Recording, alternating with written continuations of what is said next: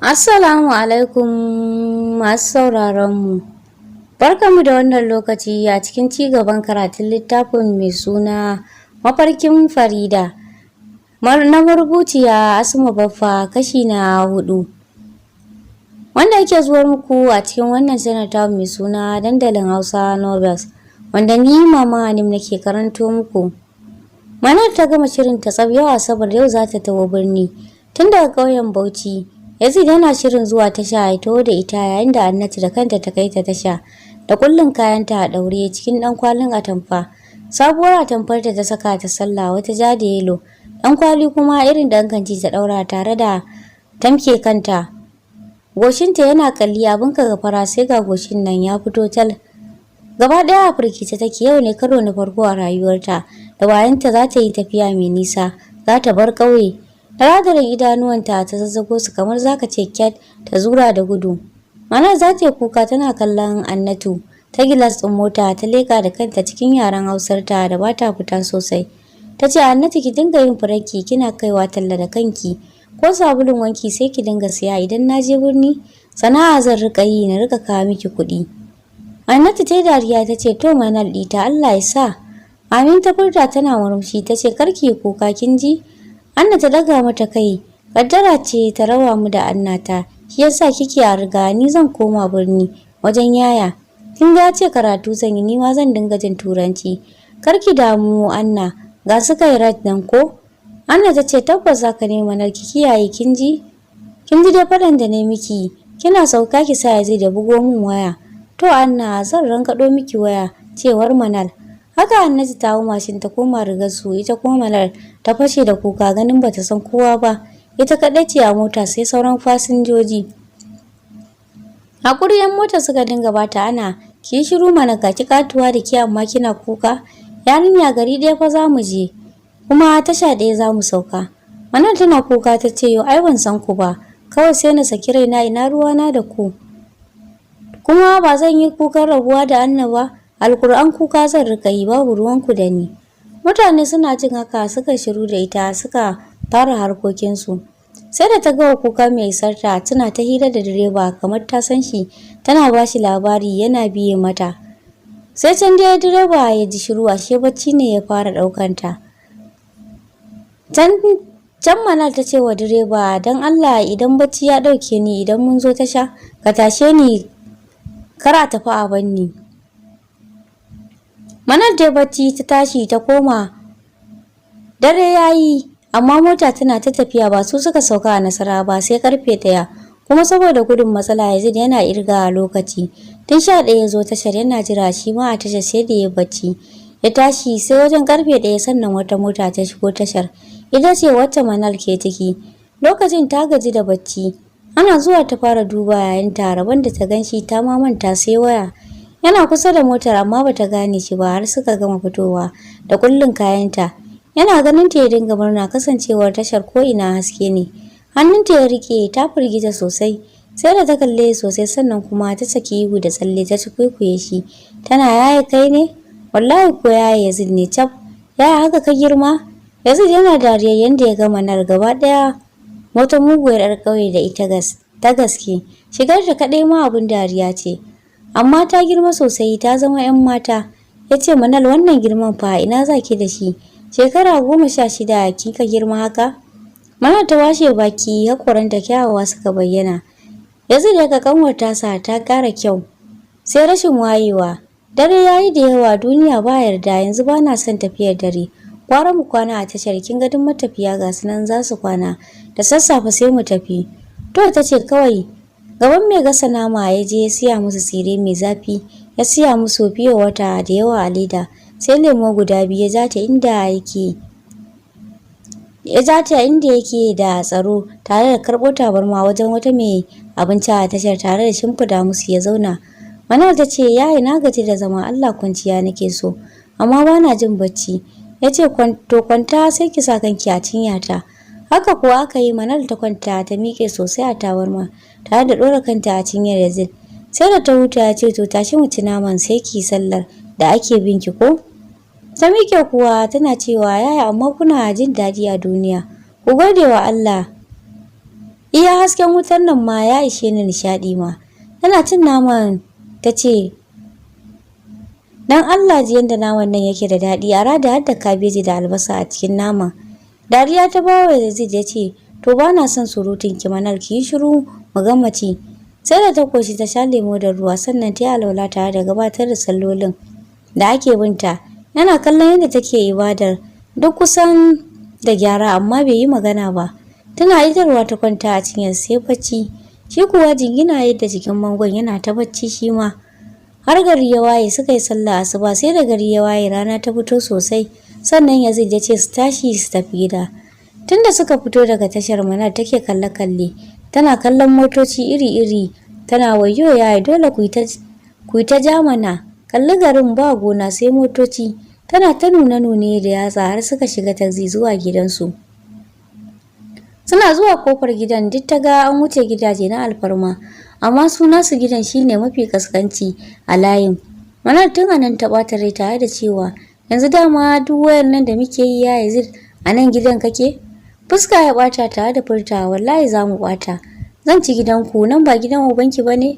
Manar ta ce, tab, uba, ta nuna wani katon gida. Ta ce, dama can ne dai gidanmu, ai da sauki.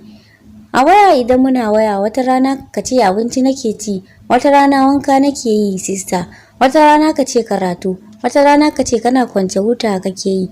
Ashe duk a nan gidan kake. Ni ina ta hango ka aljannar duniya, ashe ina. Ashe kawai ya sunan dai kawai a birni kake. Idan kana birni baka da kuɗi ai gwara na kauye da kai. Amma da ko malam ya dinga hawa irin waccan motar, ta nuna wata mota. Yazid ya ce shiga cikin mujeran sabace. Manar kamar amarya ta ce kafin na shiga gidan ya bari na yi addu'a. Zan yi wa kaina fatan alkhairi. Kafar damar ta zura cikin kofar ta daga hannu sama, ya Allah ka sa wata rana na ganna irin wancan gidan mai kyau. Allah ya sa wata rana a dinga tuka na irin arniyar motar can. Ko ma irin yar kurkura ce ina so. Allah ya sa wata rana na ganni a jirgi. Sannan ya Allah ya sa wata rana da ni da kai mu dauki shatar jirgi. Mu kadai daga ni sai kai da Annatu ta da malam. Wata rana kuma mu kwana a hotel mu ajiye motar mu a ciki a rufe mana ita da tamfol. Yazid ya rike baki ya ce ke ma irin Farida ce kenan ko sister? Manar ta ce a'a ni fa fatan alkhairi nake yi wa kaina. Shikenan ba zan yi wa kaina fatan alkhairi ba? Ni wallahi a wajen Allah nake nema. Idan za ka roke shi ka roke shi da babban masaki. Ina laifi ko motar 400 na siya maka ko ka siya mini?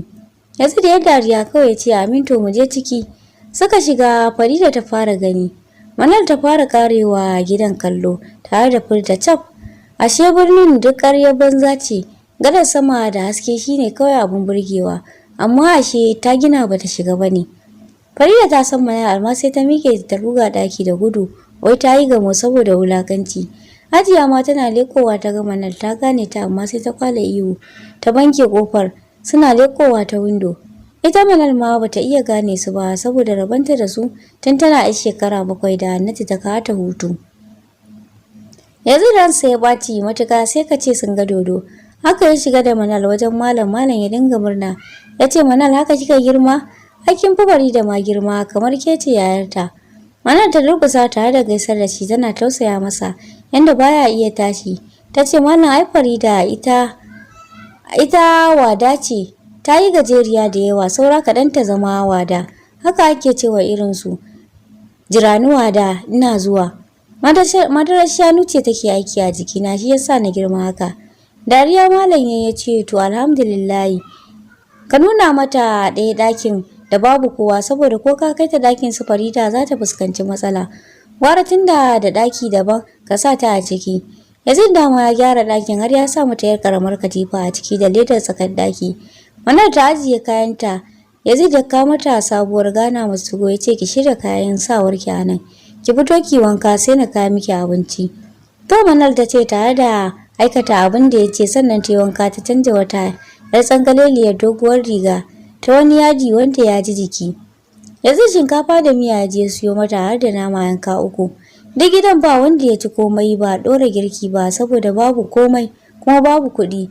Shi ma ɗan raguwar 200 ce don kar ya bar ta da yunwa da fara rigima shi yasa ya ɗauka ya siyo mata abincin har da fiyo wata guda 3. Zama ta ji ta koshi tare da rufe ragowar. Sai zuwa yamma za ta cinye abinta. Ba ko dan kwali a kanta gashin na ya layala abinka da yar fulani. Har gadon baya da rigarta mai hannu bes ta fito za ta fita waje. A haka yanzu da daka mata tsawa. Baki da hankali ne nan fa ba kauye bane. Sai lokacin su Hajiya da su Farida suka fito. Hajiya tana tabe baki ta ce a Manal ce dama. Farida da su Sa'iya suka kwashe da dariya kamar mahaukata.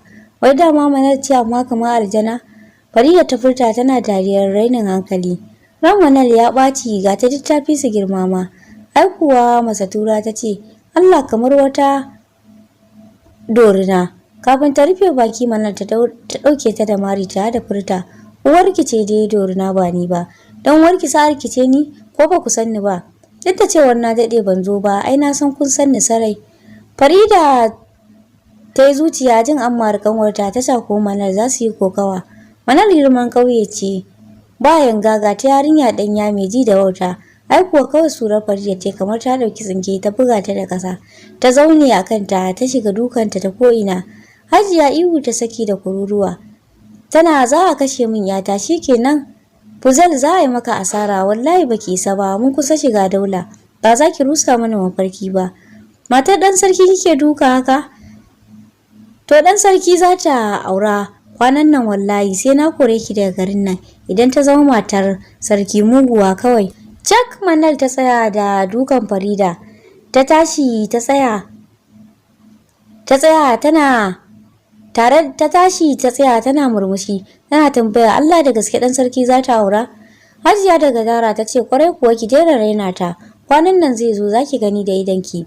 Manal har da ihu ta ce ai aradin Allah ban sani ba. Sanni Gimbiya ta rike hannun Farida. Farida ta kwace hannun tare da galla mata rara. Baki da hankali ni zan hada jiki da ke. Ki shafa min warin kauye salon Yarima ya zo ya ji ina tashi. Manal duk ta dauka a gaske ne za ta auri Fuzel. Ta ce ba komai girman ki ne Allah ya sa mu a danshinki. Na taya ki murna yar uwa. Hajiya ta washe baki ta ce to daga yau ba raini kuma wallahi kika sake taba ta to sai an kore ki daga garin nan. Manal ta ce ikon Allah yaushe zai zo zancen. Hajiya ta ce ya kusa zuwa kin ga ko aiki sai ki dinga zuwa kina yi a gidan surukan Farida. Manal ta rike baki ta ce cap ni kuma bauta zan yi. Ina yar uwata tana auren sarki ina laifin ma a talauce a ce ta siya min mota ko ta miliyan 10 haka. Baki suka bude fare ta ce baki isa ba wallahi yarinya. Ai ko keke tunda baki da mutunci. Manal ta ce dan Allah ya fari da ki yi hakuri. An ce da AC a gidan ko iya AC ki lamunce min dan zauna mana Aisha a gidan ko na kwana 2 ne da yini daya.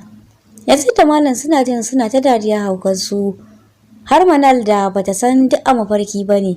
Farida ta ce sai dai idan daga yau zaki dinga wanke min kayana kina gyara mana gidan nan sannan duk wani aiki ke zaki yi a gidan nan.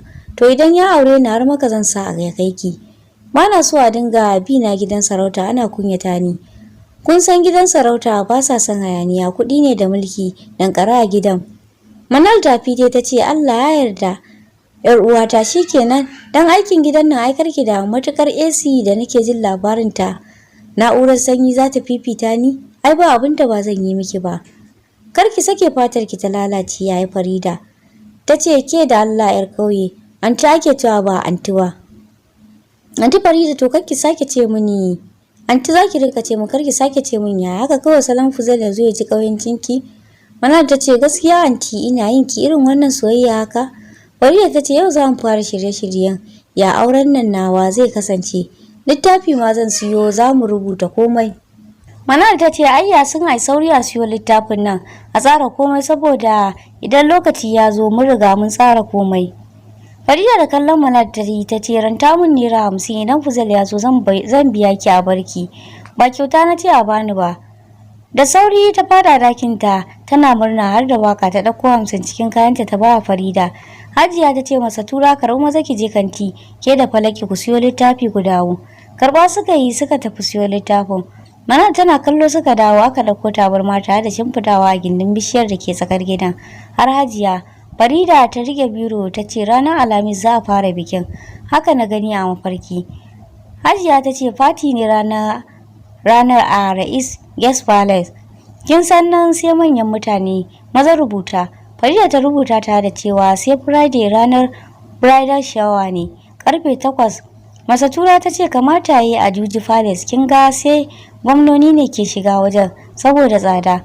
Farida ta ce haka za a yi. Sunday kuma daurin aure da kai amarya saboda kar a ja bikin ware na hau karagar mulki na zama gimbiya cikin gaggawa. A mafarkin nan na ga ba dile a harkar bikin cikin gaggawa za a yi a ɗaura komai. To masu sauraro, a nan zan dakata sai ku biyo mu a lokaci na gaba insha Allah. Ni ce taku kamar kullum Mama ne nake cewa a yi saurare lafiya.